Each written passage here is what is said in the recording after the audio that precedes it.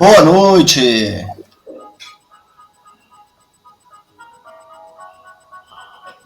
O Fábio vai avisar na hora que vai começar. O senhor consegue me ouvir bem? Bem. Maravilha. Boa noite, estamos ao vivo aqui na Minha Esperança, formação continuada, sejam todos bem-vindos. Hoje, com o Dr. Zilmar, o Dr. Bruno, iniciaremos agora a nossa palestra, e o Dr. Zilmar será agora o mestre de cerimônias dessa apresentação. Boa noite, todo mundo. É um prazer ter vocês aqui nessa live. É a primeira live que nós estamos apresentando ao vivo. E esse programa, eu espero que vocês gostem. Tudo isso que nós estamos proporcionando é para você, família Minha Esperança. Nós,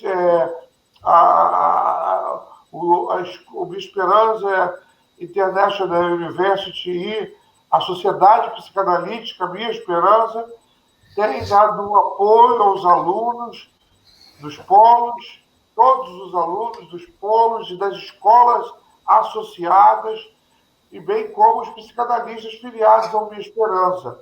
Então, hoje nós estamos começando a primeira palestra de uma série de palestras que vai até o fim do ano, e esse mês de agosto o tema está direcionado para a psicossomática e a dor.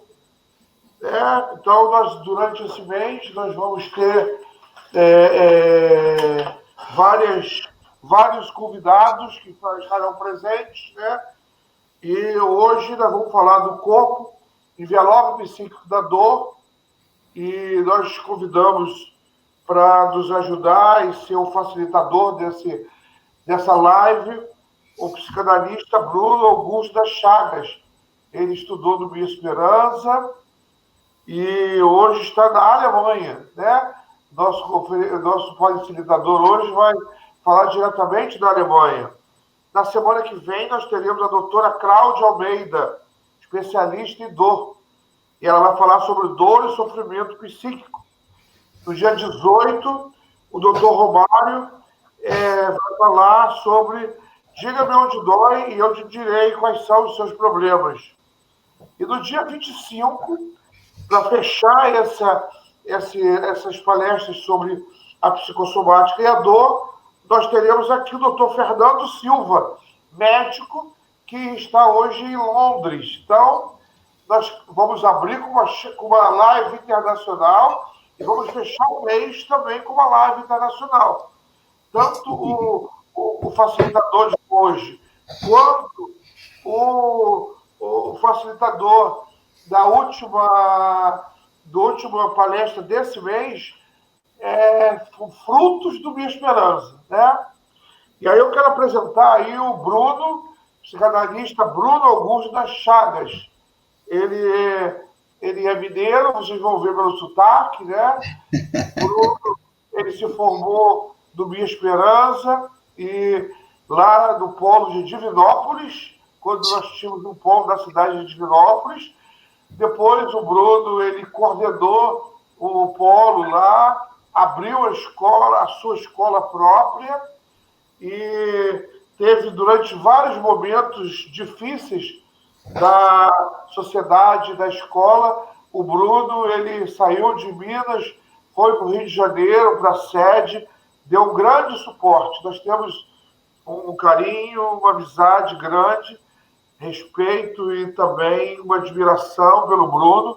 E a minha maior alegria, vocês não sabem qual é que o Bruno é lacaniano, Então, bacana, de frente, Eu não fiz nenhum esforço para que ele se tornasse lacaniano, mas ele é um dos melhores lacanianos que o Minha Esperança já conheceu. Muitos aí foram alunos do Bruno, que ele deu aula, E uma notícia boa, que ele está retornando, para a equipe docente, Mês que vem ele já vai dar aula lá no polo do Rio de Janeiro. E na aula virtual, e o Bruno é um dos frutos do Minha Esperança e que hoje está na Alemanha. Ele coordena, ele trabalha com dependência química e ele coordena um projeto lá na Alemanha, e para mim é uma alegria muito grande ter o Bruno aí. Ele vai falar e depois nós vamos conversar. Ele trouxe um material que vai mostrar, e nós vamos ter aí, durante algum momento, com o Bruno, pensando sobre o corpo como envelope psíquico da dor. Boa noite, Bruno. Boa noite. Boa noite a todos também. É uma imensa alegria, né, a gente poder estar junto mais uma vez. Eu me lembro dos meus primeiros passos da psicanálise, começaram lá em meados de 2003 e se estenderam até 2005, ao final da minha formação, né, onde depois eu tive a oportunidade de trabalhar na sede do Minha Esperança, em Rio das Ostras, né, nesse período, né. E lembro também das nossas primeiras vitórias, né, doutor Zilmar? Eu lembro, talvez, do nosso primeiro encontro, quando a gente conseguiu, através dos seus esforços, o reconhecimento da Unesco, né? Então, foi um momento de grande felicidade para a gente, né? Depois de um certo período, eu retornei para Divinópolis, comecei lá um projeto próprio, né, chamado Instituto Aros, e permaneci nele até 2014. Em 2015, por decisões pessoais, né, eu encerrei essa atividade, e desde então eu faço atividades voluntárias numa instituição que trabalha com a recuperação de dependentes químicos, né, presente em vários países. E hoje eu faço essa experiência de inculturação e da aprendizagem do idioma em uma das unidades aqui na Alemanha, né? E claro, durante todo esse período a gente também vai se beneficiando dos conhecimentos que a psicanálise trouxe e continua trazendo para a gente, né? Porque nunca para, né? O aprendizado, ele é sempre contínuo. Então é uma grande alegria poder hoje partilhar sobre esse tema, que é um tema, assim, de grande importância pessoalmente para mim, né, como pessoa, como sujeito, mas também é um tema de grande importância para a psicanálise, né? Bruno, fala-se muito em psicossomática. E a psicossomática, ela tem aí uma história em que antes os médicos eles eram muito contra a psicossomática. Hoje os médicos encabeçam a psicossomática. E a psicanálise hoje está muito envolvida nesse assunto da psicossomática. O que você me diz, né, dessa grande visualização da psicossomática hoje? Então, eu acho assim muito importante a gente começar, talvez, permear o nosso pensamento com algumas características, né? Por exemplo, hoje a gente sabe que as ciências, elas têm a chance de falar absurdamente sobre coisas adversas, mas a psicanálise não tem o discurso de unir tudo, né?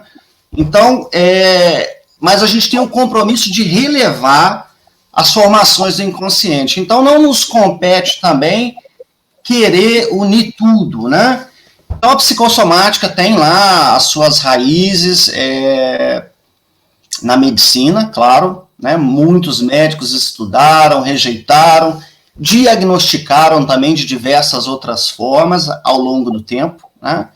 E hoje é muito importante nós, psicanalistas, também considerarmos a importância do acompanhamento médico no caso da psicossomática, né?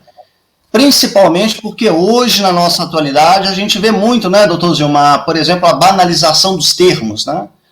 Sim. Então, uma pessoa está com um pequeno estresse e muitas vezes uma pessoa automaticamente diz, você está somatizando, né?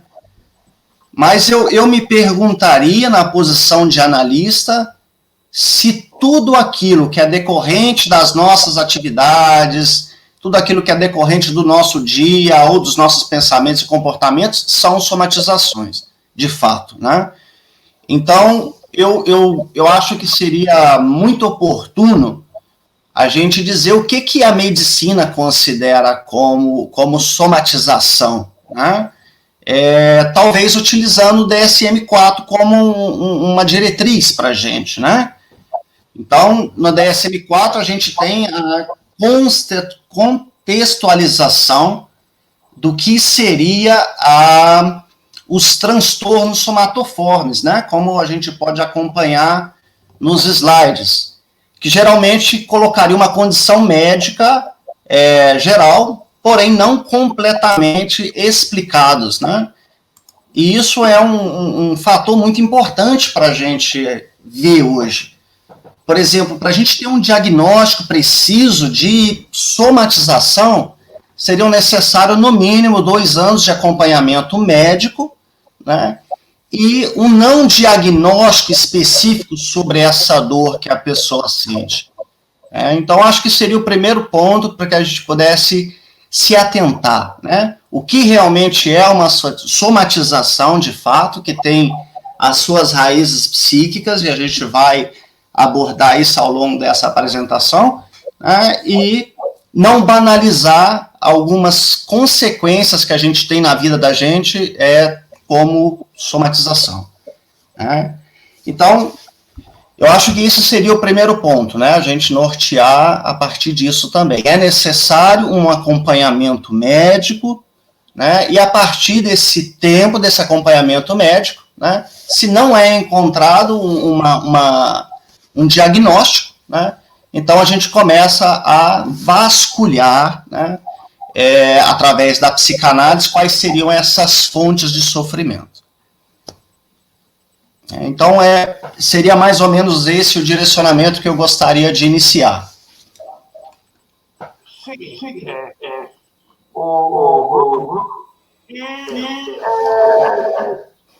Segundo o Nágio, né, Sim. a somatização surge o sujeito, né?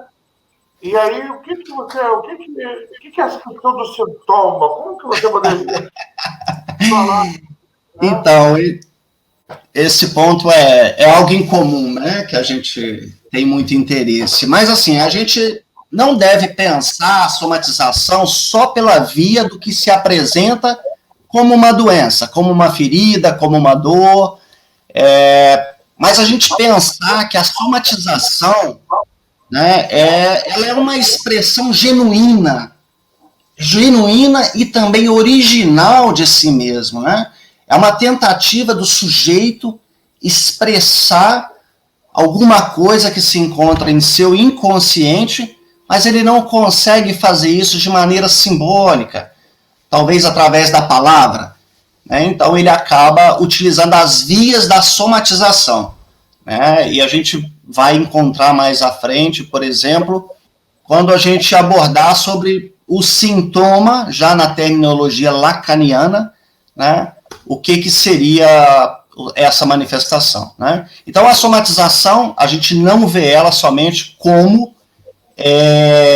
uma expressão de doença, um distúrbio, um problema, mas a gente tentar fazer uma leitura que na somatização a gente encontra ali a expressão original e genuína do próprio sujeito, né?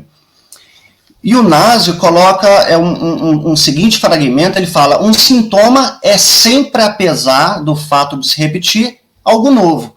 É sempre uma metáfora. E aí a gente vai também conseguir entender, por exemplo, quando Freud sempre coloca a questão pulsional, né, como aquilo que não cessa, aquilo que é uma força constante na vida do sujeito. E a gente vai ver que quando isso é bem constante, sempre isso retorna na vida do sujeito. Numa leitura original freudiana, a gente poderia chamar de retorno do recalcado, né? E numa leitura mais lacaniana, uma expressão sintomática, né? E quando ele diz que esse algo de novo que surge, é uma metáfora. Eu gosto muito de uma conceituação sobre a metáfora, né? Que a metáfora seria uma tentativa de um sujeito semi-dizer uma verdade que ele não consegue transmitir. Então, como ele não consegue transmitir isso pelas vias normais, pela comunicação, pela fala, pela palavra, ele acaba utilizando, então, a somatização como uma forma de expressão. Então, a gente poderia dizer que nas somatizações, o nosso corpo se expressa, né? O nosso corpo fala através dessas manifestações que surgem, né? Nessa tentativa de semi-dizer uma verdade que o sujeito não consegue tolerar, não consegue transmitir, não consegue solucionar, né? Então, isso surge somatizado, né? E seguindo esse pensamento, talvez a gente pode pensar no próprio tema, né? Por que o tema chama corpo, envelope psíquico da dor, né? É como se fosse um envelope. O envelope é aquilo que, de certa forma, contém algo, é aquilo que guarda algo, né? É aquilo que protege algo. Então, pensar o corpo dessa maneira, como uma superfície que envelopa o sujeito, que protege o sujeito.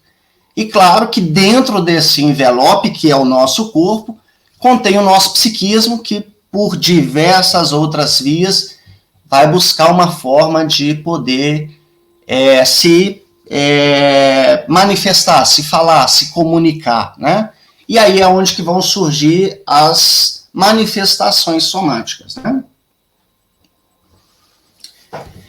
Então, um ponto que eu acho assim, muito importante a gente lembrar, porque geralmente as pessoas, os somatoformes, são pessoas que têm dificuldade, talvez, de simbolizar os seus sentimentos, os seus traumas e tudo aquilo que se passa com eles. E o consultório analítico, nesse momento, então, ele vai passar a ser esse lugar onde o sujeito genuinamente pode fazer as suas expressões.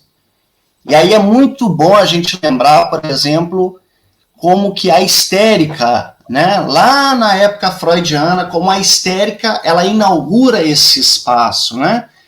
Quando a histérica fala assim para o Freud: ei, doutor, para de seguir esse roteiro, né? Deixa eu falar, né? Eu quero falar, eu não quero simplesmente responder a uma série de questionários. E nesse momento ela inaugura a psicanálise propriamente dita, né? O ato analítico, a oportunidade de fazer um lugar onde é possível expressar esse outro que existe dentro de todos nós, né? Esse outro dentro já da terminologia lacaniana, né? E a nossa experiência como analista, então, seria poder possibilitar esse lugar para os nossos pacientes. Você gostaria de fazer alguma consideração até aqui, doutor Zilmar, ou podemos... Podemos continuar. Então, no slide seguinte, eu vou projetar ele aqui agora para a gente vai falar um pouco sobre o próprio movimento pulsional, né? Tem uma leitura chamada O Objeto A, As Formações do Inconsciente, do Nasio, que ele fala muito bem sobre essa expressão corporal, funcionamento corporal. Então, ele coloca essa figura que a gente poderia, talvez, começar a falar sobre a pulsão, né? A pulsão na psicanálise seria aquilo que causa uma força constante no nosso psiquismo e que não cessa, né? É uma força que ela é sempre contínua. Então, é um movimento espiralado, é um movimento em voltas, né? É algo que nunca cessa. E quando a gente vai ver as formações do objeto A propostas por Lacan, que a gente vai ver que seria a fonte de todas as neuroses ou dos transtornos psíquicos que o sujeito vai apresentar futuramente, ele vai colocar 4 elementos como elementos fonte, né, que a gente já vai ver isso desde o do tempo freudiano, né? Quando o Freud, por exemplo, fala de algumas fixações em fases do desenvolvimento psicossexual, que ele coloca a nossa oralidade, né? Ele coloca a fase anal, a fase fálica e assim por diante. O Lacan vai postular, então, que os nossos objetos causa de desejo, os objetos A do sujeito, eles estariam, então, pertencentes a essa construção. E teriam 4 fontes, né, ditas por Lacan. Futuramente a gente tem um psicanalista muito conhecido, David Zimmerman, a gente já até teve a oportunidade de estar junto com ele em uma situação, no Rio de Janeiro, em 2014, né, doutor Zimar? 2011, se não me engano. Isso. Foi muito rico esse momento. O Zimmerman propõe mais um elemento como objeto A, né? Então, a gente vai ver que o Lacan propõe, então, como objeto A, o seio, né? E todas as decorrências do seio, da oralidade, né? O olhar, que a gente vai ver como isso também está muito ligado a todas as necessidades psíquicas do sujeito, né? Então, a oralidade, a pulsão oral, a pulsão escopofílica, que seria o olhar, né? A pulsão anal, derivada de toda a fase do desenvolvimento psicossexual dessa fase, né? E também da fase fálica, né? O Zimmerman propõe um 5º elemento, que seria a pulsão olfativa, que também é muito interessante. Então, tudo aquilo que falta no sujeito estaria presente, seria derivado dessas fases, né? Então, é interessante a gente sempre, no caso da psicossomática, né, a gente observar qual é a relação que o sujeito tem com os seus objetos. Não só os objetos externos dos quais ele se relaciona, mas esse objeto A, esse objeto faltante, que ele sempre vai fazer esse movimento espiralado, né? Sempre em sua vida, talvez como algumas pessoas podem dizer, isso é um karma na minha vida, isso é uma cruz na minha vida, isso sempre acontece comigo, né? Sempre existe esse elemento comum, esse elemento faltante, que é derivado dessa fase constitutiva do sujeito. Então, sempre a gente deve avaliar, pela visão analítica, né, essas fontes do objeto A. Doutor Bruno, o Lacan deixa claro que o objeto A ele é um objeto eterno, né? O sujeito sempre será faltante. Então, essas repetições vão acontecer ao longo da vida, ou tem um momento da vida em que essas repetições são mais fortes e significativas? É uma boa pergunta, né? Então, na verdade, são essas características que nos constituem, né? Então, se cada pessoa tem um traço, uma característica, um dom, né? Essas características são permeadas pelo objeto A. Então, isso que faz com que ela sempre tenha esses mesmos traços, com que ela busque sempre os mesmos desejos, como ela busque sempre as mesmas situações, e como ela também, derivado desse objeto A, causa de desejo, pode repetir uma circunstância, uma sequência de tragédias em sua vida, né, derivadas desse objeto, né? Então, isso é algo que sempre vai se repetir. Então, aí os lacanianos modernos dizem que essas repetições acontecem por ciclos, por período de tempo na vida das pessoas. Uhum. E é por isso, então, que o indivíduo traz a mesma demanda de tempos em tempos para o analista do consultório? Sim, e a gente vai ver que são, no fundo, as mesmas demandas com faces diferentes, né? E isso é um pouco cômico, mas é sempre assim, a fonte, a origem daquela dor, daquele sofrimento ou dessa satisfação provém sempre de algo que tem uma constância na vida da pessoa. Se a gente retorna, doutor Zilmar, à leitura freudiana, o Freud vai dizer sobre o recalcado, né, que é uma certa fixação do sujeito em um determinado ponto da sua vida, da sua constituição.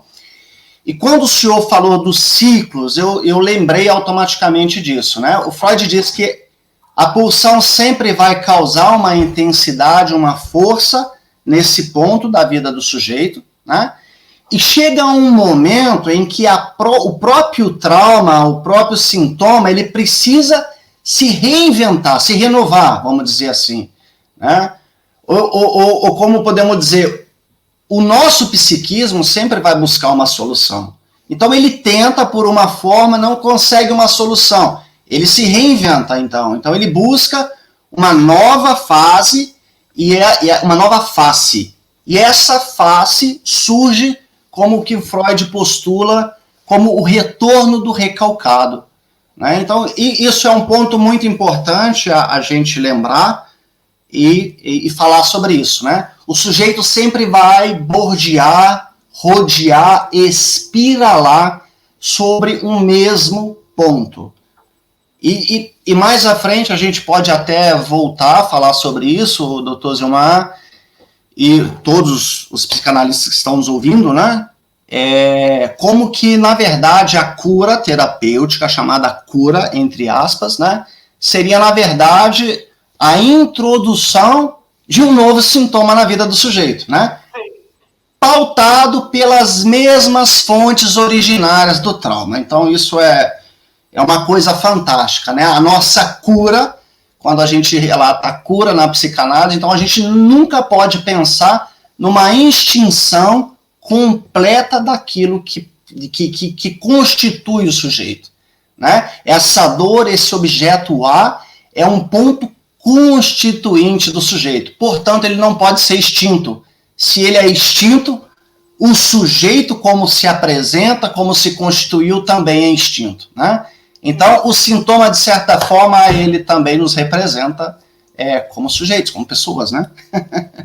Sim, porque se extinguir o objeto faltante, o sujeito deixa de existir. Não há razão para o sujeito. Não. A existência do sujeito é a busca do que falta, do que eu não sei o que é, mas que eu sinto essa falta. Claro, tem a música, aquela música célebre dos Rolling Stones, né? I Can't Get No, né? Que a tradução seria mais ou menos: eu tento encontrar satisfação, eu busco e não encontro, mas eu quero satisfação. Um pouco banal a minha tradução, mas seria algo que poderia, de certa forma, descrever com muita nitidez o que seria, de certa forma, um movimento pulsional. Aí agora deixa eu te fazer uma outra pergunta, porque aí, dentro disso aí quando, na análise, essa busca, ele vai encontrar, e dessa outra busca vem um outro vazio, que ele vai encontrar, e ele vai ter sempre esse ciclo, não é? Sim. Quando o indivíduo desiste dessa busca, Bruno? Então, quando ele faz essa busca, e a gente tem a sorte de ter essa pessoa nos nossos consultórios, né? É uma pessoa que já está gritando por um socorro, por uma ajuda, por uma expressão, né? E, logicamente, se a gente, como profissionais, não consegue estabelecer o ato analítico propriamente dito, logicamente que esse sujeito, não vendo resultados, vai sair desse tratamento. E, claro, o seu sintoma pode se intensificar cada vez mais. Mas o Lacan fala alguma coisa que é super interessante, doutor Zilmar, que ele coloca assim: Lacan fala que a gente fala mal sobre a gente mesmo, né? E isso eu acho que é algo que a gente precisa evidenciar e que a gente precisa ter uma atenção, assim, muito grandiosa nesse ponto. O sujeito tem essa incapacidade de falar sobre si mesmo. E é esse encontro, é esse ato analítico que vai possibilitar para o sujeito uma possibilidade de representação.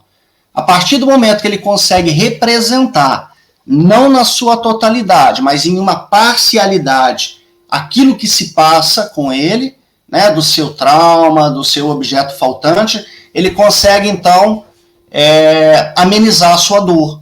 Né? E aí eu gosto muito, doutor Zilmar, do que o Freud coloca como princípio do prazer.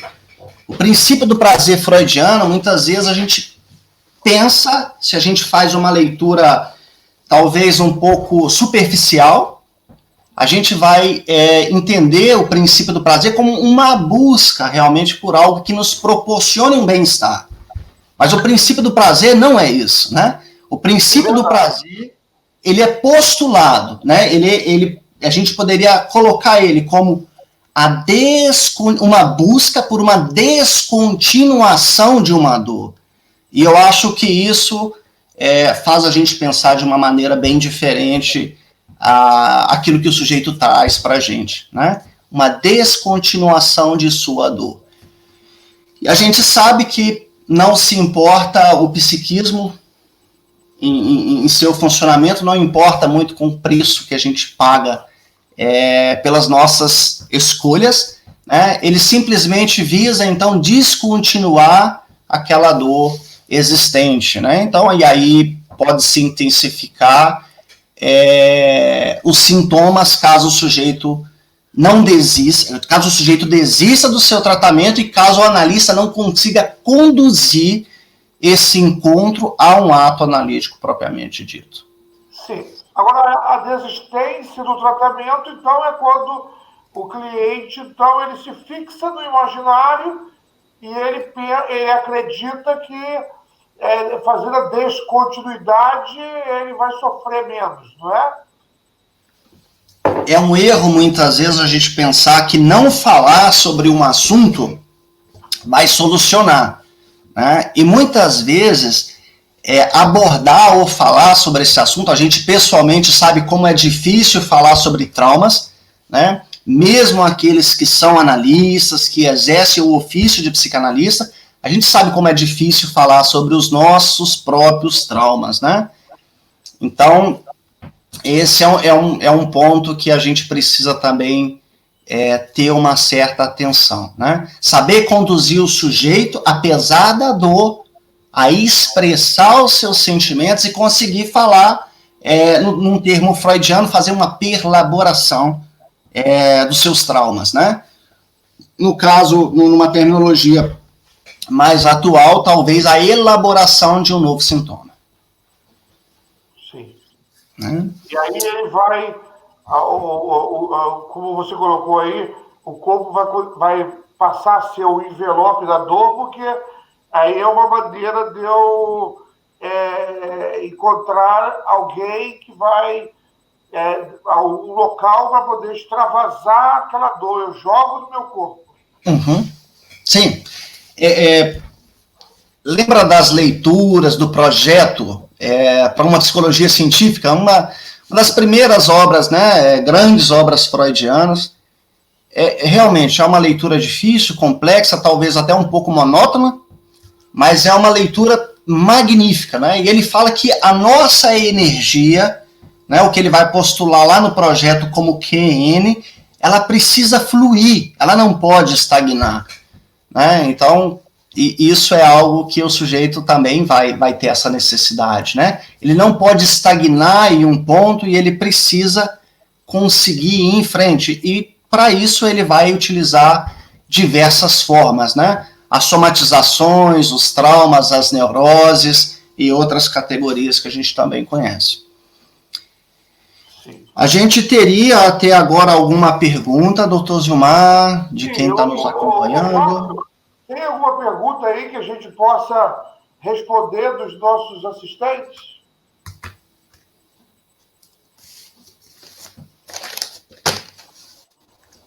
Enquanto o Fábio coloca aí a pergunta, né? Sim. É interessante esse assunto, porque quando se pensa em psicossomática, hoje está se pensando, e eu até me preocupo muito, que tem muitos psicanalistas que estão dando, assim, tipo, placebo para os clientes, né?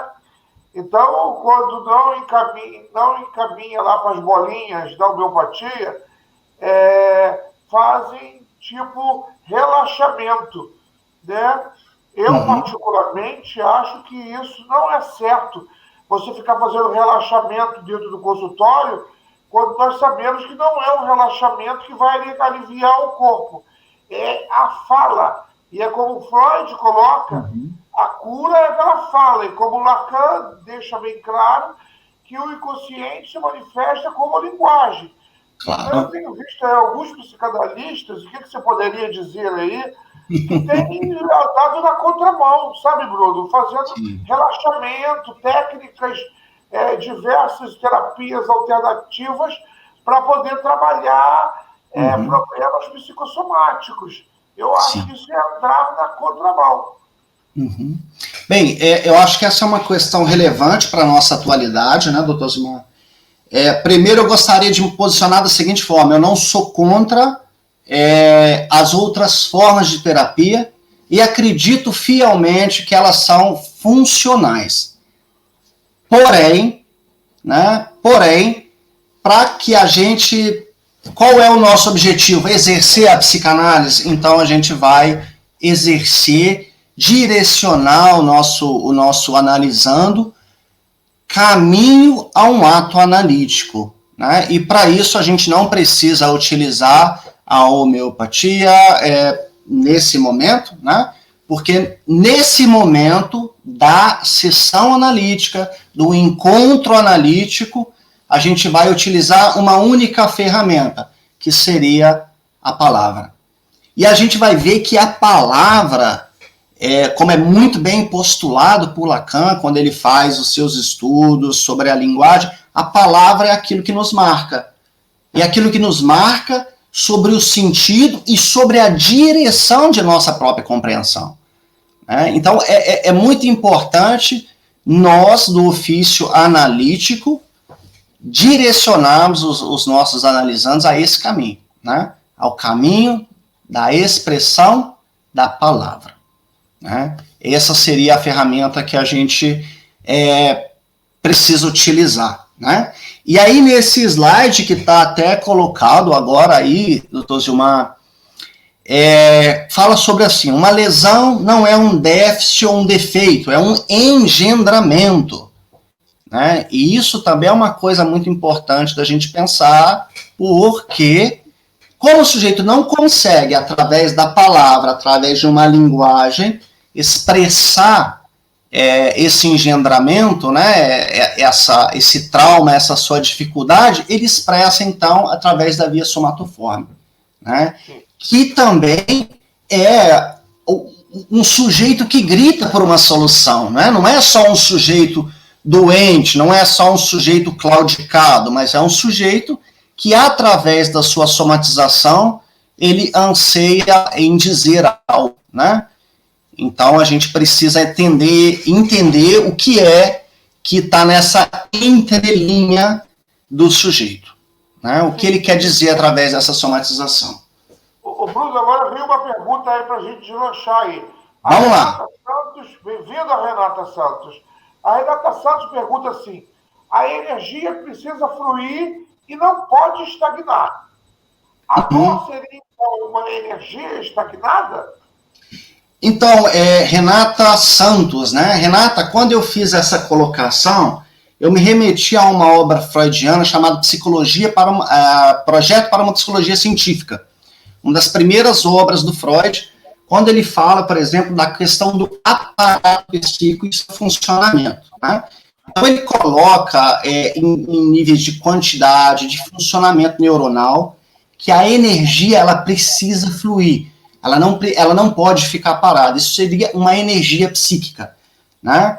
Então, não teria a ver com isso. Agora, se a gente pode pensar a dor não seria uma energia estagnada, como você colocou, mas eu reformularia, eu poderia dizer que a dor, né, seria algo que o sujeito se encontra fixado. Né? Ele se encontra fixado em algo que não está parado, mas que faz esse movimento em espiral, né? E vira e mexe, vira e mexe, vira e mexe, volta ao mesmo ponto, né? Então não seria uma energia estagnada, mas seria uma fixação do sujeito em num determinado ponto, né? Num determinado objeto faltante. O sujeito sofre, mas há um gozo, né? Como Lacan mesmo fala acerca da teoria do gozo, não é? Uhum. Há um gozo nessa dor. Sim. Há um gozo nessa dor, né? E aí é importante a gente lembrar do que a gente já colocou, Zilmar, do princípio do prazer, que é a descontinuação da dor. Por mais que gere uma dor, um incômodo, uma tristeza no sujeito, algo disso, algo desse sintoma também o satisfaz. E a gente precisa também entender essa dualidade traumática, né? Algo que alivia, mas algo que também satisfaz. O psicanalista lá, Carlos Ataíde, de Cuiabá, ele diz, doutor Bruno, Dásio fala de lesão de órgão e perda funcional devido à fracusão local. Uhum. Como faz essa relação com o transtorno somatoforme do início da live, né? Carlos, essa é uma situação bem complexa, né? Porque esses transtornos que chegam a essa intensidade de lesão do órgão ou de perda funcional já são transtornos que têm assim, uma intensidade bem grande.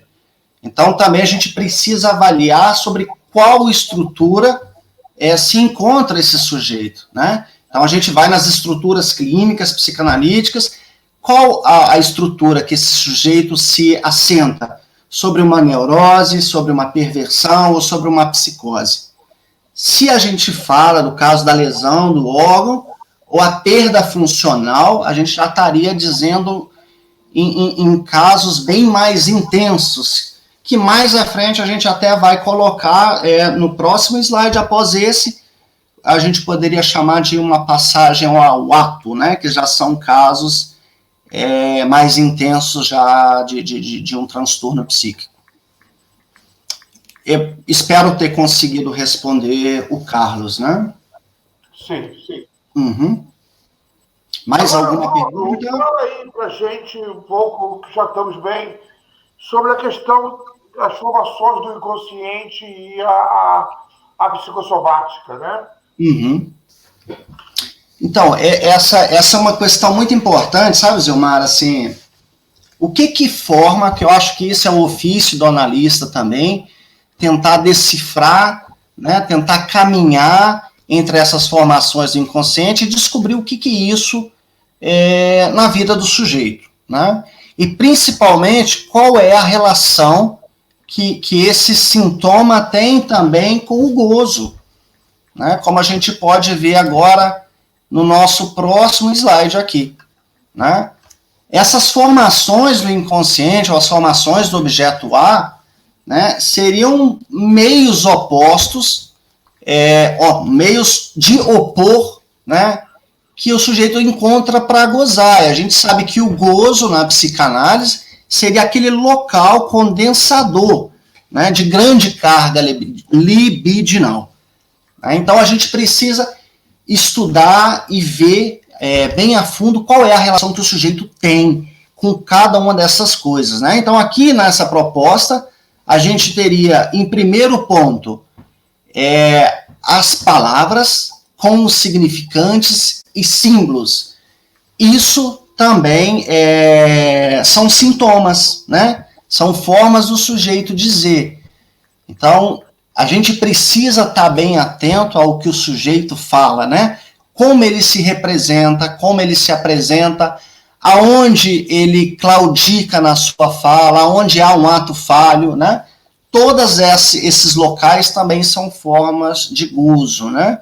Eu poderia dar um exemplo claro desse com palavras de uma paciente que eu acompanhei. Ela tinha uma característica um pouco histérica, né? E em um dado momento, ela sempre tinha os mesmos problemas com seus relacionamentos, e ela disse, uma coisa que me chama muito a atenção nos homens quando os homens, eu gosto de homem galanteador, né? E nesse momento eu escutei uma outra coisa, galanteador, eu nunca escutei essa expressão, né? Mas no meu inconsciente eu escutei como garantir a dor, né? Seria quase uma homofonia que ela utilizou, né? Então, o que ela buscava nessa palavra, né? Era uma forma de expressar também um significante de que através dos homens ela garantia a dor do trauma dela lá do passado, né? O segundo ponto seria com partes do corpo, né? A gente poderia denominar isso também como fantasia. A gente sabe que a fantasia é algo presente na vida de todos em maior ou em menor intensidade, mas que a fantasia também é uma tentativa do sujeito realizar aquilo que ele não consegue colocar em ato, né? Então ele fantasia. Então é uma outra coisa, um outro local que a gente poderia também encontrar uma forma de gozo, e nos casos mais extremos, que seria a passagem ao ato, né? Que seria a tentativa do sujeito de sair desse grande impasse doloroso, né? E seria talvez, a gente poderia dizer, como um ato conclusivo de um argumento delirante, né? Então já seriam casos que estariam mais próximos a uma estrutura clínica instalada talvez na psicose, né? Seria uma passagem a um ato, seria uma modalidade de resposta que o sujeito encontra do real, né? Uma modalidade de resposta do real às suas psicoses. Tá claro até aqui? Podemos seguir? O senhor quer fazer mais alguma consideração? Uhum. Então, no slide seguinte, a gente vai continuar ainda falando sobre o gozo, né? Eu acho que a gente já até falou isso, do gozo como um local condensador, né? De grande carga libidinal, que concentra em torno de si, né? Sendo potência de perseverança e de persistência da pulsão. Então, neste contexto, a gente pode compreender também como a interação de múltiplas vias entre o prazer e o sofrimento, mas, sobretudo, o modo de divisão do sujeito. E eu acho que isso é uma coisa que também é muito importante a gente falar na psicanálise, né? O Lacan, no seminário 1, se eu não me engano, ele fala que a palavra precisa se tornar um bem-dizer para a gente. E para isso é necessário que a gente ofereça para os nossos analisandos esse advento do lugar outro, dele manifestar aquilo que existe dentro dele, aquele objeto faltante, aquela carga libidinal intensa, mas que ele consiga encontrar uma forma de expressão mais saudável do seu sintoma. E a gente, como analistas, a gente precisa também ter a consciência que é necessário a gente desorganizar o sintoma do sujeito para que possa advir o outro, né? Então, essa seria talvez o que a gente poderia chamar também de ofício do psicanalista. Ele vai conseguir, de certa forma, fazer essa desorganização sintomática do sujeito, e a partir dessa desorganização, a gente vai ter espaços, e nesses espaços o sujeito consegue entrar com algumas outras representações ou com algumas soluções dos seus sintomas. Bom? Interessante isso, não é? É bem interessante. E agora eu queria, já estamos caminhando já para esse assunto, é muito bom, mas eu queria entrar na questão do sintoma. Né? Sintoma! Eu sei que muitas pessoas, inclusive eu recebi aqui algumas mensagens no privado aqui, Sim. de algumas pessoas que estão pedindo para falar mais sobre a questão do sintoma. Uhum. eu acho que algumas pessoas também ainda não ficou claro para algumas pessoas a questão de que o sintoma é uma consequência do ato analítico. O que vai acontecer com o sintoma? A questão não existe mágica, ali não se faz nada no consultório que não seja ressignificar as situações que estão perdidas, não é? Então, as pessoas estão muito focadas no sintoma. Então, me preocupa porque hoje muitas pessoas estão explorando essa questão do sintoma. O camarada vem com sintoma, está doendo aqui, está doendo ali. E aí o analista se fixa nisso. E esquece que Lacan fala do outro sintoma, que é o que o analista vê e que nem sempre tem que dizer para o cliente. Fala alguma coisa sobre isso, Bruno, por favor. Então, vamos permear. Isso é uma coisa também interessante.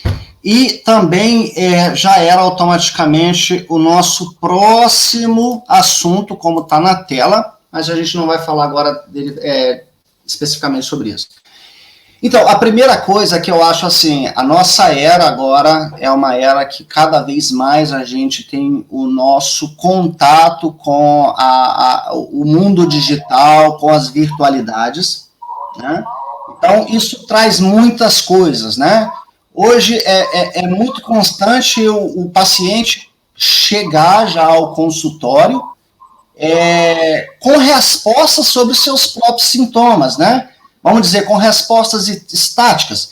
É muito fácil, a gente pode falar alguma coisa no consultório com a pessoa, ela pode fazer, após isso, uma rápida busca no Google e conseguir uma resposta sobre aquilo e dizer, olha, eu tenho isso, e isso, e isso, e isso. E eu me perguntaria, como analista, será que é isso mesmo que você tem? E eu faria um convite para esse analisando a pensar realmente se é essa a situação, se é isso mesmo que ele tem, ou se isso é só uma forma dele tentar representar esse sintoma, né? Então, na verdade, nós não devemos nos preocupar, Zilmar, a respostas estáticas, porque respostas estáticas não representam o sujeito. Não é esse o objetivo da psicanálise, oferecer respostas estáticas. Você tem esse sintoma, então é assim, assim, assim, assim, e aí a gente elimina toda a singularidade que um sujeito tem. Então, vamos esquecer as respostas estáticas e vamos conduzir os nossos analisantes a entender verdadeiramente os seus sintomas, né? O que os seus sintomas dizem? Porque o sintoma, necessariamente, ele é uma fixação de sentido absolutamente desconhecida.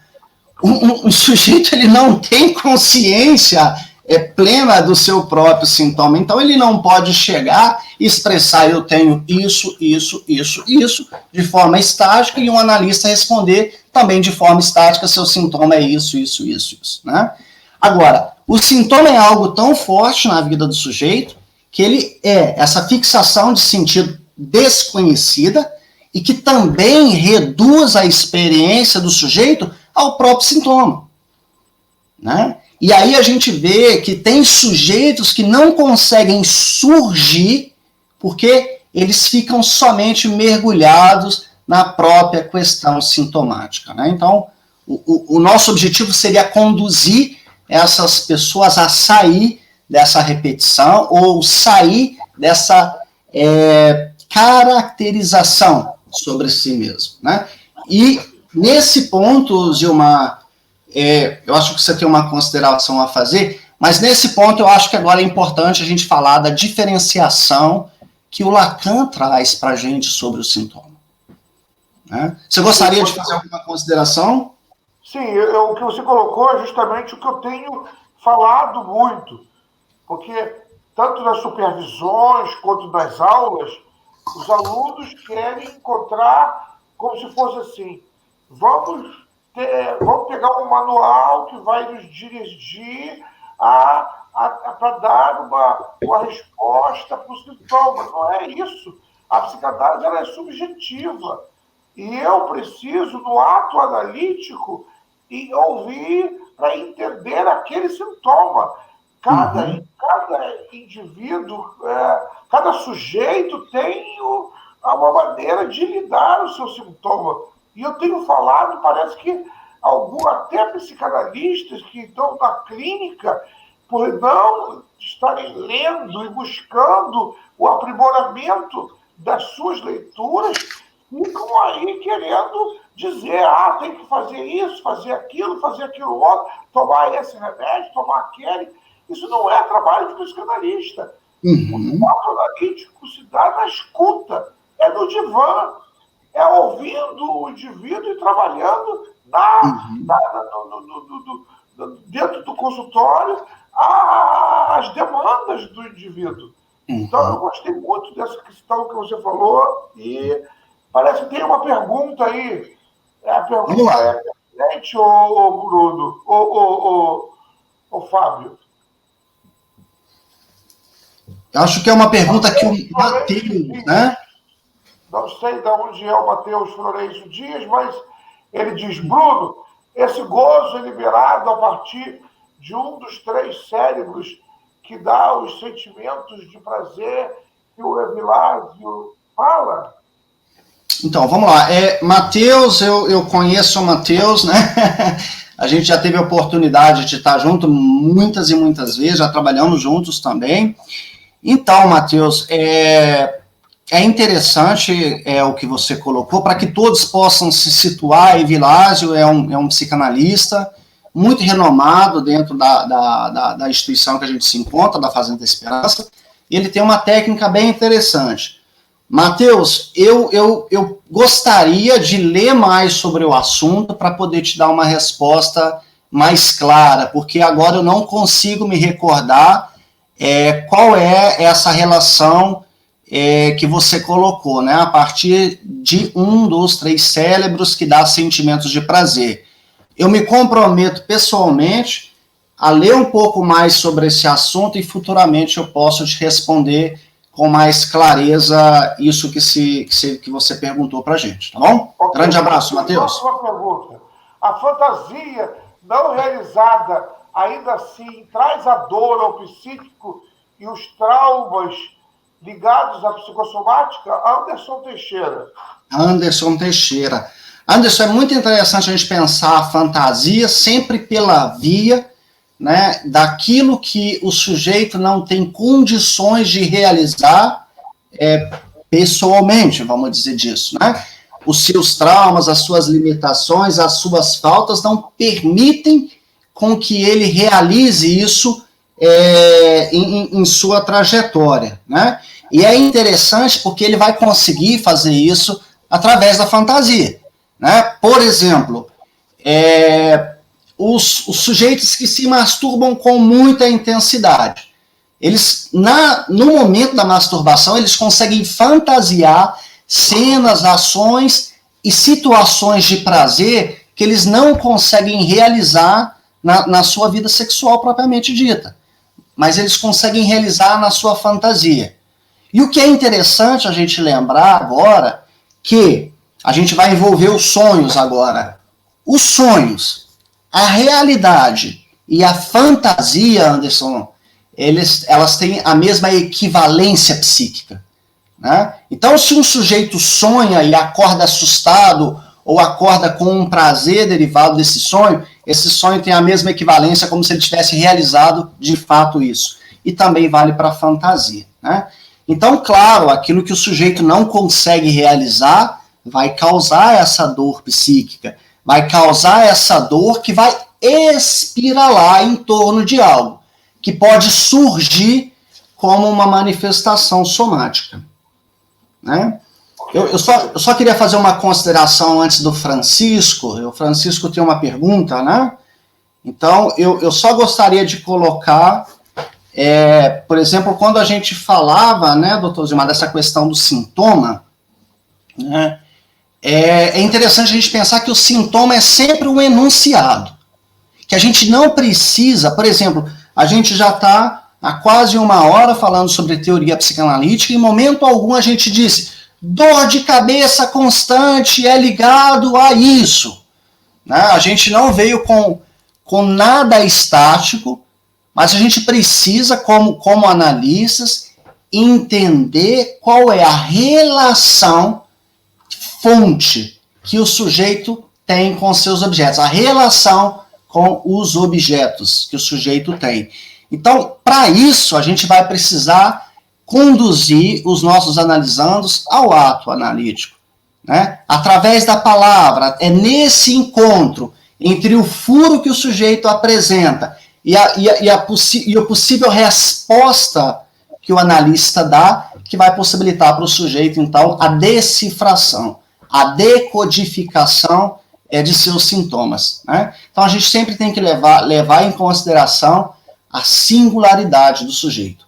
Cada sujeito tem, então, a sua singularidade, as suas representações, e isso são individuais, são intransferíveis. A gente não pode coletivizar essas representações. Né? Um exemplo muito rápido e banal, se a gente simplesmente colocar 10 pessoas dentro de uma sala e dizer em silêncio, ninguém diz nada, mas vamos dizer árvore. E as pessoas logo em seguida vão desencadear, de acordo com a sua singularidade, com a sua historicidade, uma série de representações sobre árvore. Árvore é o mesmo objeto, mas que para cada sujeito representa um sentimento, uma sensação ou uma lembrança diferente. E é isso que nos interessa, aquilo que se representa para o sujeito, e não o objeto estático, né? Mas aquilo que é a representação e a singularidade do sujeito. Sim, é o que eu sempre tenho dito sobre a questão de as pessoas, semana passada mesmo alguém postou assim, olha, tem aqui um exercício muito bom para todo tipo de estresse, só que o NAS não é bem assim. Todo tipo de estresse, primeiro, é bem relativo, não é?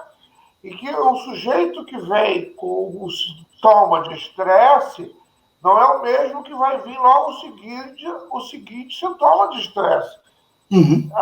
O sujeito é singular. Nós precisamos pensar o sujeito como singular. Essa é a dificuldade quando a pessoa está no consultório de psicanálise e vai buscar de outras correntes psicológicas os exercícios. Isso pode funcionar nas outras correntes da psicologia. Por exemplo, a Gestalt. Para a Gestalt pode funcionar vários exercícios. Só que a psicanálise ela é subjetiva. E o sujeito que está ali, ele é singular. Sim, claro. Eu estou gostando muito que você está frisando isso, Bruno, porque eu tenho tido muito problema com isso dentro dos polos, e com os alunos, e com muitas pessoas que querem relativizar e achar que todos que têm estresse é o mesmo estresse. Não. O estresse do João não é o da Maria. Se a gente faz isso, doutor Zilmar, a gente assassina o próprio propósito da psicanálise, né? Então, esse não é o nosso objetivo. Quando a gente iniciou, a gente disse que a psicanálise, ela não tem o discurso de unir tudo, né? Então, as outras formas terapêuticas são funcionais, claro, por isso existem, né? Mas são cabíveis para nós? Não são cabíveis para nós. Para nós compete o quê?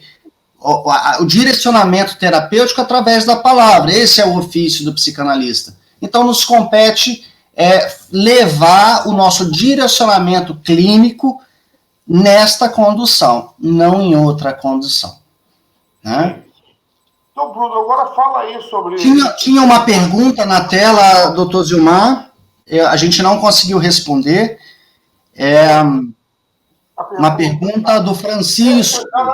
Francisco Almeida, lá de Belo Horizonte. Grande abraço, Francisco. Esse galanteador, se por acaso for um sádico, seria um caçador de um masoquista para que haja o gozo. Mas não encontrando, como ficaria a sua frustração na tentativa? Então, Francisco, vamos lá. Primeiro ponto importante, né? Quando eu ouvi essa palavra galanteador, né, a minha interpretação para essa analisanda foi: eu gosto de galanteador, né? Mas eu, na minha interpretação, logo escutei: eu gosto de garantir a dor. Então, essa fala partiu da analisanda e não partiu do próprio galanteador em específico. Mas, se a gente estivesse tratando agora dessa pessoa, desse galanteador, como um sádico, né? Como ficaria a frustração dele na tentativa? Continuaria espiralando, né? Continuaria circulando nessa eterna busca por uma satisfação sobre algo que a gente não tem total clareza, né? E teria outras considerações interessantes para a gente fazer sobre o sádico enfim, mas eu acho que talvez ainda não seja hoje o momento adequado para isso. Talvez numa futura situação a gente podia falar sobre isso também, né, doutor Zilmar? Sim. Agora, então, você já concluir aí a questão do sintoma para a gente falar sobre o objeto A. Maravilha. Vamos falar então sobre o sintoma. Então é interessante a gente seguir toda a trajetória que foi feita, né? O sintoma, então, a princípio, ele é entendido por Lacan como esse lugar, essa fixação de sentido, que tem uma parte totalmente desconhecida do sujeito e que, muitas vezes, esse próprio sintoma reduz toda a experiência ao próprio sintoma. Então, essa seria uma parte. Agora, a gente tem que lembrar, lá no seminário sobre Joyce, né, o Lacan já traz uma outra concepção sobre o sintoma, né? Então aí a gente vai ter aquela diferença na escrita do sintoma escrito normalmente, daquele sintoma que tem ali incluso uma pequena letra a mais, um H a mais, que na verdade vai diferenciar muita coisa, né? Porque nesse momento, né, a gente vai conseguir então separar o sintoma, né? Porque até então o sintoma e o inconsciente, ele estaria ali como uma única coisa, né? E o Lacan, a partir então desse seminário sobre a Joyce, ele vai colocar o inconsciente como um lugar de saber e como um lugar de gozo. E o sintoma, né, simplesmente como uma formação do inconsciente. O nosso sintoma, sem o H, ele não é propriamente dito o inconsciente. Ele é uma formação do inconsciente. E para a gente compreender e estruturar isso no nosso direcionamento clínico, a gente deve entender, então, bem sobre os objetos A e a constituição que o sujeito faz em torno desses objetos. E o sintoma, então, a partir de Joyce, que é um marco na teoria lacaniana, o sintoma, que seria com H, seria, então, todo o resto irredutível do inconsciente, né? É aquilo que é inanalisável. Né? A gente não consegue acessar, a gente não consegue decifrar, a gente não consegue dizer, esse seria talvez o real do sintoma. Né? Então, esse momento é um momento, assim, muito bacana, muito particular, e que também marca a psicanálise de uma forma muito clara, né? Sim. Nesse slide, Zilmar, a gente fala aqui, nesse que está colocado, a gente falou de inúmeras outras coisas, é muito interessante o que está escrito sobre o mimetismo, né? Mimetismo seria uma capacidade que certos animais e plantas contêm, né? De poder adotar a aparência do ambiente que o cerca. Né? E como diz no exemplo, né, tem uma borboleta, por exemplo, que toma a forma, a mesma cor e o mesmo comportamento que uma borboleta de outro gênero, mas dentro da sua própria espécie, enganando assim as borboletas machos e até mesmo os cientistas que tentam estudá-la, né? Então, eu acho que aí a gente encontra uma descrição muito concreta sobre o que são os nossos pacientes. Os nossos pacientes também existem na sua singularidade uma certa forma de mimetismo, né? Eles camuflam, eles adotam outra aparência, eles adotam outro discurso, né? E isso a gente precisa estar muito atento a essas situações que não condizem à própria realidade deles, né? Então é interessante a gente levar em consideração isso, como que principalmente os pacientes somatizadores vão nos apresentar dessa forma, camuflados, disfarçados, podemos dizer de certa forma mutados daquilo que é realmente o teu próprio sintoma, né? Então, uma grande atenção para a gente sobre esse ponto, né? A gente conseguir captar e entender tudo isso, né? Sim. Agora, para concluir, Bruno, eu queria que você falasse assim rapidamente sobre a questão do objeto A, mas eu gostaria já de chamar a atenção que no dia 12 nós vamos ter um plano de estudo sobre o sujeito lacaniano e o objeto A, que eu vou trazer. Maravilha. Então, mas eu queria que você falasse alguma coisa introduzindo, né? Você que com esse seu conhecimento tão vasto da clínica lacaniana, fala para a gente assim, esse objeto A em relação à somatização. Então, esse objeto A seria esse local concentrador de uma energia, de uma carga libidinal e de uma fixação do sujeito, né, em relação a alguns objetos que constituem o sujeito. É interessante que a gente venha ao mundo como se a gente fosse um quadro que não tem forma, não tem cor, não tem figura, não tem formato, e no contato com o outro, né, com a realidade externa, desde o bebê, a sua relação com a mãe, com o pai, com aqueles que o cercam, o sujeito vai se constituindo, então vão se formando certas imagens, né? Mas pode ser que no meio dessa imagem haja um furo, né? Esse furo dessa imagem, que o sujeito não consegue ter, qual é a noção, qual é a parte que falta ali, ele não consegue decifrar, mas toda a sua demanda gira em torno desse furo, né? Então, quando a gente fala, por exemplo, teve até um slide que a gente colocou um pouco mais atrás, que tem um movimento em espiral, né? Então, o Nasio até propõe em um certo momento que aquele que olha, né, ele deseja ser olhado, é um movimento em círculos, né? Então, o olhar, ser olhado e olhar-se seria esse movimento que fecharia esse ciclo. Então, por exemplo, a gente pega o caso de uma pessoa que tem uma fixação ou tem ali um trauma marcado pela pulsão oral, né?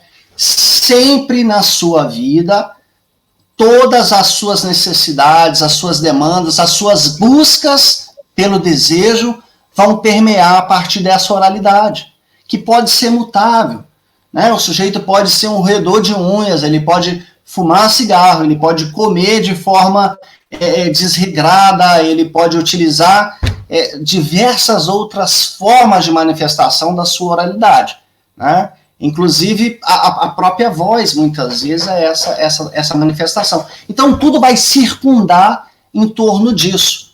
Por isso que quando a gente traz a essa questão, que o sofrimento de todo sujeito, Zilmar, ele estaria, então, não resumido, mas ele estaria constituído, acho que essa palavra seria ideal.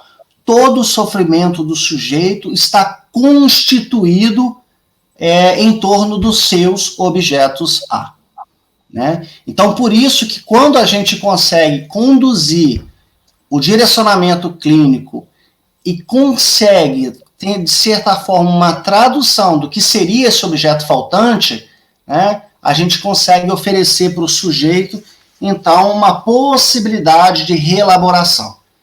Então, o objeto A é extremamente fundamental a gente estudar, compreender, buscar falar mais sobre ele, né? Não é tão simples como a gente colocou, até porque o nosso tempo é um pouco reduzido. Mas seria esse local, sabe, Zilmar?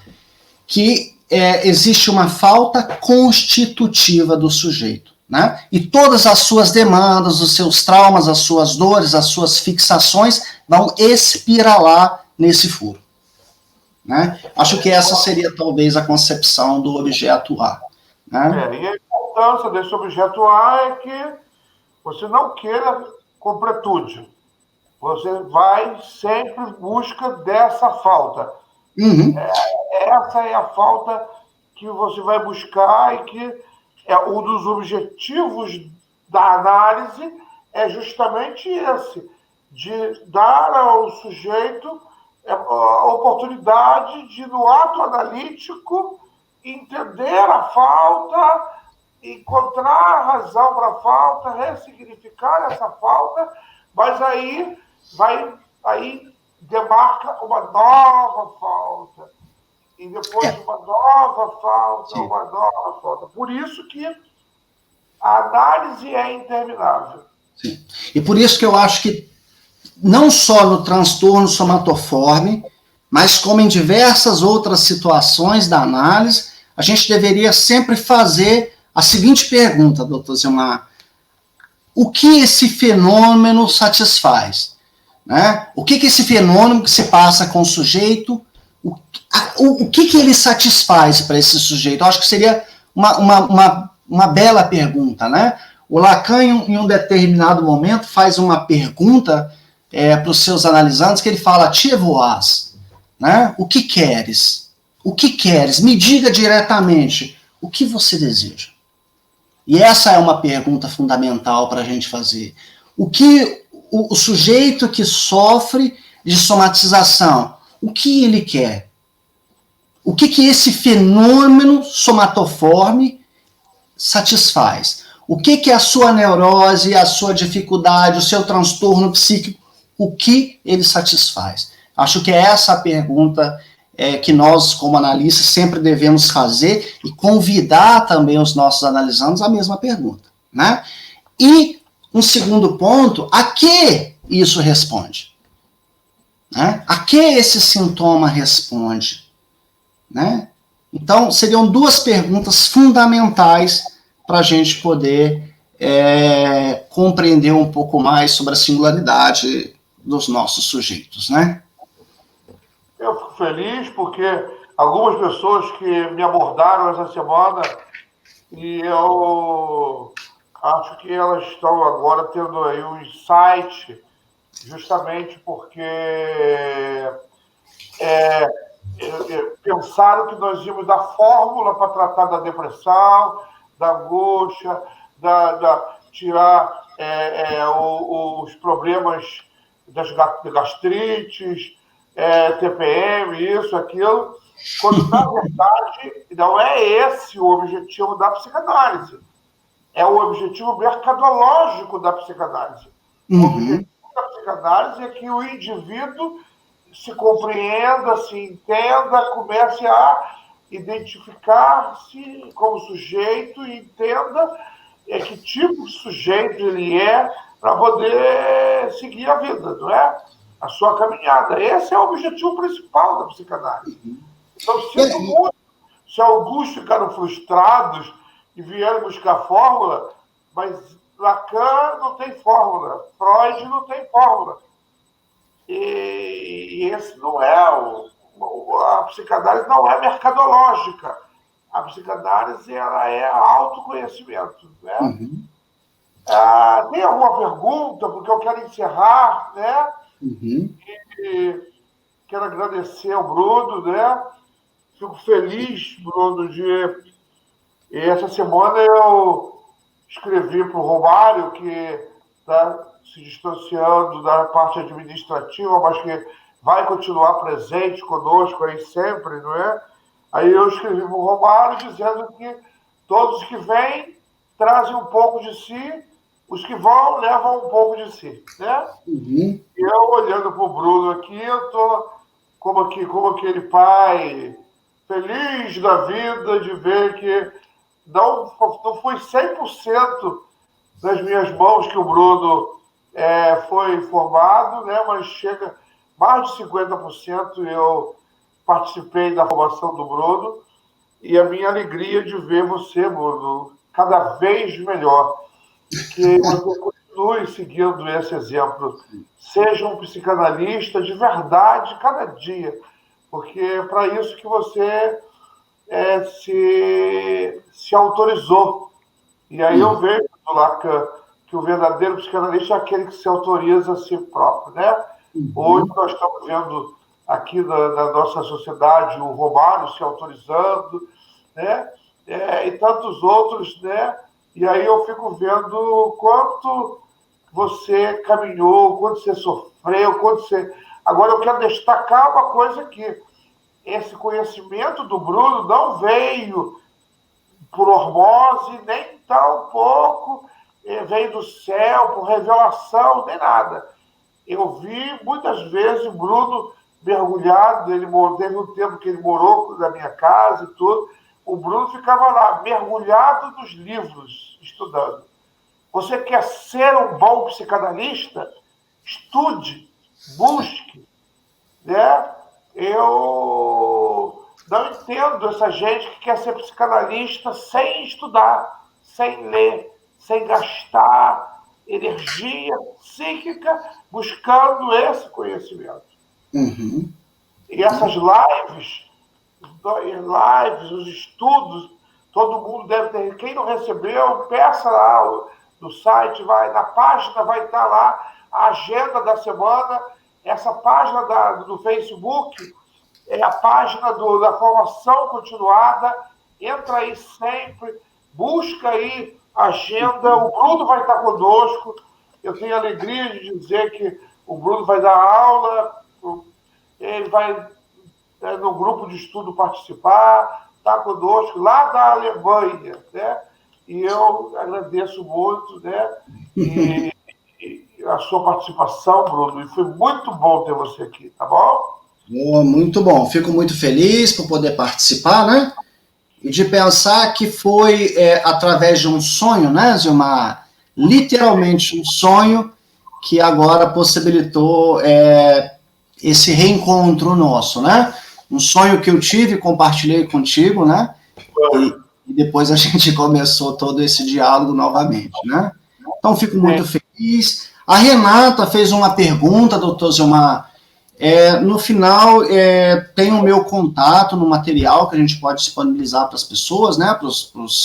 Para todos aqueles que nos acompanharam. Renata, lá tem o meu contato, pode entrar, que eu vou ter muita alegria em poder te responder. Agradeço a todas as outras pessoas também que colocaram os seus comentários, né? A gente espera que de alguma forma a gente possa ter colaborado e ajudado. E eu queria fazer só uma pequena colocação, Zilmar, para a gente fechar esse conteúdo, né? Que seria assim: a gente precisa aprender, né, a desmembrar os sintomas que nos aparecem, né? Nos nossos consultórios, para aqueles que estão ativos, e a intercalar, e aí eu convidaria a gente pensar, né, o inter, que inter é uma comunicação, e esse calar, como um espaço de silêncio que permite o sujeito, nesse espaço, advir a interpretação, e, portanto, também advir as curas, né? E a gente também, como analista, sempre trazer para a cena analítica a vivacidade da palavra, né? É a vivacidade da palavra que dita o que é a psicanálise, e não formas estáticas, como a gente vê na atualidade, né? Não é a estaticidade do sentido, mas a gente saber trazer para a cena analítica a vivacidade da palavra, né? Os sintomas, Zilmar, como no caso dos somatoformes, ele não pode ser definitivamente aquilo que faz o sujeito existir. O sintoma é simplesmente uma formação do inconsciente. Existe um sujeito por trás disso. E o objetivo nosso, como analistas, seria fazer emergir esse sujeito que vai além dos seus sintomas. Ok.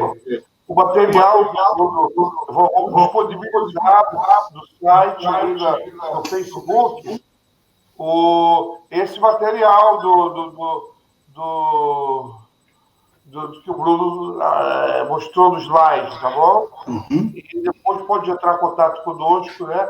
Muito obrigado a todos e convidando para estar na próxima live. Não tem custo nenhum, é gratuito. Nós estamos distribuindo o conhecimento para os nossos alunos e para todas as escolas filiadas e psicanalistas. Um abraço para todos. Obrigado também aqui o Fábio, que é o nosso coordenador aqui de todo esse esquema.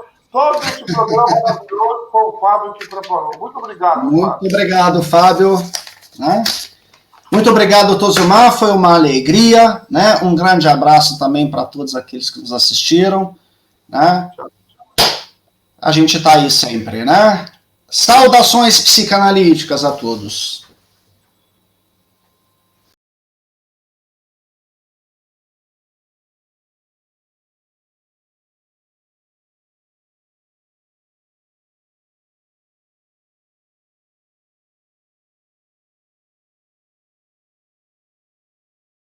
Cara, ficou muito bom, hein, Fábio?